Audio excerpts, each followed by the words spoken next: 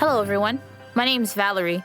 I have a story to tell you about my mom and me, about my relationship with her, and how much my life had changed after I found some interesting facts about her. I was surprised, and my mom almost fainted when her secret was revealed. Well, now you will also find out everything in the right order. If you have ever been a guest in our house, then you would immediately determine how we live. My mom and I have a very decent house. It's always clean. There is never a speck of dust. My mom participates in my school meetings. She always signs me up for after-school classes and competitions and makes me do sports. Every day she checks my homework and grades and often talks with the school dean about my progress. No, I'm not one of those teenagers to complain about. On the contrary, I'm a member of the school student committee. I have the highest GPA in my class, and I also have achievements in sports. Whatever I did, swimming, playing basketball, running, tennis, was a success. Yes, it's all me, and I'm terribly tired. It may seem to you that my results indicate that I'm a smart girl who has an ideal family and healthy psyche. But would it surprise you if I tell you that everything is a little bit more complicated? Despite the fact that my mom is actively involved in my public life, she works and still finds time to control my personal life, which is not the best option for your teenage years. I often hear that my peers suffer from lack of attention and communication with their moms, but I don't understand them. Sometimes I want to be alone with my thoughts and that no one oversteps my personal boundaries, but this is impossible if you live with my mother. Her name is Anna, and she's very popular at my school. She can get into anything she wants. She works as a private lawyer, she's beautiful, always wears a suit, and her hair is always done. She wants me to be perfect in everything, from everyday life to my studies. I don't remember the last time I skipped school, didn't do homework, or didn't go to class. Perhaps because of this, I am tired every day. But telling my mom about this means showing my weakness, and she wouldn't stand it. I have a dad, and you might ask why I still haven't told you about him. Well, it's because he's our housekeeper. Dad is excellent in the kitchen. He cleans and cooks, but doesn't have a job. He and my mom realized that having responsibilities like this was convenient for her. My dad is quiet, and he's at the stove most of the time. That's all I can say about him. One time, we were given an assignment at school to tell about our family. Everyone thought they knew that I had a perfect one, so no one wanted to listen to me. It was a shame. The teacher just gave me an excellent grade and didn't even ask me. She managed to question half of the class and promised to ask the rest next week. When the class was over, I went up to the teacher and asked why she gave me the grade without listening to me. She replied that she knew my mom and our family in general very well, so there was nothing to worry about. I left the classroom feeling uncomfortable. This image of a good girl was stuck not only in my head, and it began to bother me. Unexpectedly for myself, I began to understand that I want some kind of variety, perhaps to be a rebel for some time. So I went to the trashiest kids in our class. This was a company of weirdos. They lived in poor families and were often prosecuted for minor violations. Their parents have never attended the school meetings and didn't seem to care about their children at all. So, high GPA, what do you want? Hannah asked. She was the boss of their gang. I want to live a day in your life, I said. She was very surprised and then came up to me, stood close to me, and we almost touched noses, and then asked me, "Do you need problems?" I immediately tried to explain my situation, that I just wanted to change something in my life and try something new. Haha, is the good girl tired of being good? What do I gain from this? She asked, and I handed her $50, which was my birthday money. I didn't spend any of it because I didn't know how to, because I never even went out. She immediately took it and said that if I gave her 50 more, then she would spend one day with me, and I agreed. In the evening, we met up again. Hannah invited me on a tour of places where I have never been in my life. This was their neighborhood. All the teens were outside, some were playing cards, and some were drinking alcohol. They all gave me a side eye, but Hannah quickly calmed them down. "She's with me," she said.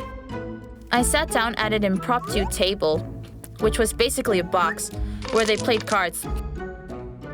Hannah asked me about the things I'd like to try, and then handed me a cigarette. I did one puff and started coughing. Everyone laughed. Then she put her leather jacket on me. A couple of minutes later, we headed on some kind of assignment. Hannah gave me a weird parcel and then told me to give it to a person who would drive up in the car. I was very worried, not knowing what was inside, but still agreed. I stood by the road for a couple of minutes.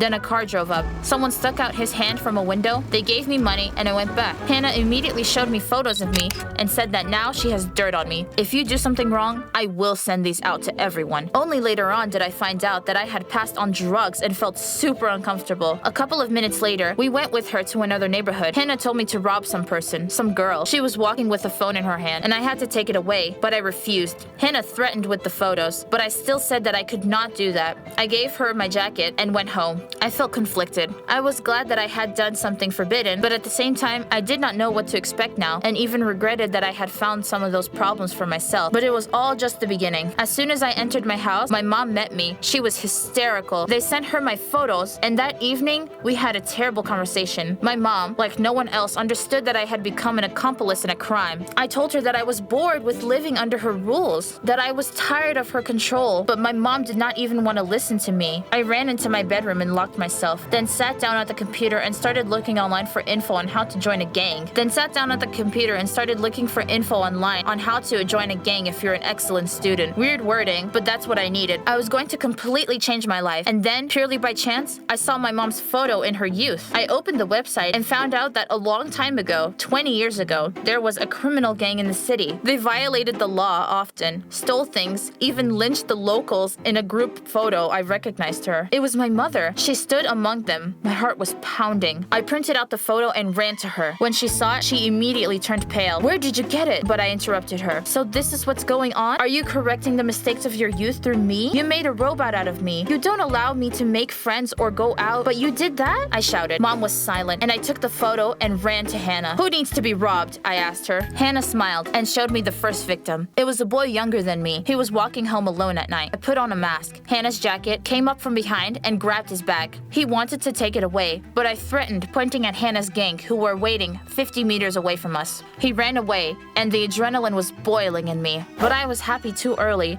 This boy turned out to be the sheriff's son. He recognized me by my voice and eyes because we went to the same school. Police showed up immediately. We were all taken to the station. The guys were no strangers to it, but I got hysterical. I realized that I messed up. My mom came running in the first call and took me home on bail. At first, we did not speak. Then my dad still insisted that we discussed everything. He set the table and sat down next to me. It was then that I burst into tears, realizing what had happened. In short, my mother told me all about her youth, that she had made many mistakes and wanted to protect me, so she became a lawyer. I told her about my feelings, and she promised that she would no longer control me so much. As they say, the apple doesn't fall far from the tree. Since then, my life has changed. It has become easier. My mom no longer controls me as much. As for that gang, I left it. I think you can live without crimes as well. If you liked the video, then give it a thumbs up and write a comment down below. Don't forget to subscribe. Hello everyone, my name is David. I have a story to tell you, but I'll say this right away. The story is quite scary, but don't take everything to heart. This can hardly happen in everyday life, but not in my family. Everything is different with me. Well, I won't keep you waiting. Let me get down to business right away. There are 4 of us in the family: Dad, Mom, my older sister, Veronica, and me. Veronica left a few years ago for another state because she got married. She comes to visit extremely rarely. And a couple of months ago, she surprised us with great news. She was soon going to be a mother. My mom was very happy about the news because she dreamed of becoming a grandmother. By the way, yes, our parents are quite young. They're a little over 50, but they look even younger. And all this, according to my mom, is thanks to proper nutrition and sports. You will never find fried food or a lot of flavor or alcohol in our house. My parents are obsessed with healthy food and drinking water. Technically, my sister and I have also been used to this form of childhood, but sometimes I still allow myself fast food. Yes, I do like junk food. Well, what am I even talking about? Oh yes, and so, our mother was an active person. She was everywhere at once and liked to participate in public affairs, loaded herself with worries of other people, and still managed to do her chores. I could never imagine her being alone and staying in one place. As time went on, I got older and eventually had to go to college. We all understood that moving to a different place was no joke, especially since my college was far away. Mom did not want to let me go. She always said that if she was left alone, the house would feel empty and she would be sad. But I reassured her that she was not alone. But with Dad, and she also always had something to do, so I wasn't worried about that. My father was in favor of me going away because at the ending of the day, they birthed me so that I could live my life. I quickly packed my things, kissed my parents, and got into the car. The road almost took a whole day. As soon as I arrived to another state with my friends, I was full of excitement. I could not wait to get a taste of my new adult life. Even though I was still anxious, I was extra happy with the fact that there were no parents nearby, which meant that I was finally leaving the family nest for good. Almost all other students were in the same position, and this brought us closer. I was lucky to have my childhood friend with me. His name was Ted. We were going to do the same major and even began to live together in dorms. To be honest, everything turned out to be more difficult than we had imagined. Turns out that studying in college is not all like high school. The academic pressure is bigger, and if you not want to be expelled or have your scholarship be taken away, you have to study hard. Little by little, we tried to devote more time to study. We made this a priority. When I called home, I would hear my mom cry, and I understood that she was bored, and I also missed her.